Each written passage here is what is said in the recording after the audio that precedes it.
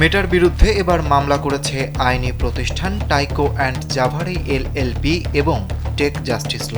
Facebook ব্যবহারকারীদের প্রতারণামূলক বিজ্ঞাপন সম্পর্কে বিভ্রান্ত করে মেটা দীর্ঘদিন ধরে বিপুল পরিমাণে অর্থ আয় করে আসছে বলে মামলার অভিযোগে বলা হয়েছে। এছাড়া 2024 সালে মেটার মোট আয়ের প্রায় 10% প্রতারণামূলক বা নিষিদ্ধ পণ্যের বিজ্ঞাপন প্রচারের মাধ্যমে এসেছে বলেও মামলার নথিতে উল্লেখ করা হয়। ব্যবহারকারীরা প্রতিদিন প্রায় 15 বিলিয়ন উচ্চ ঝুঁকিপূর্ণ প্রতারণামূলক বিজ্ঞাপনের মুখোমুখি হচ্ছেন। একই সঙ্গে এসব বিজ্ঞাপনদাতার কাছ থেকে তুলনামূলক বেশি অর্থ নেওয়া হলেও ব্যবহারকারীদের করা প্রতারণা সংক্রান্ত 96% বৈধ অভিযোগ প্রত্যাখ্যান করা হয়েছে। স্যান্ডেলিনা সো, রূপচর্চায় আভিজাত্য। অভিযোগের বিষয়ে মেটার এক মুখপাত্র জানায়, এসব অভিযোগ বাস্তবতার সঙ্গে সামঞ্জস্যপূর্ণ নয় এবং প্রতিষ্ঠানটি আদালতে এ বিষয়ে লড়াই করবে।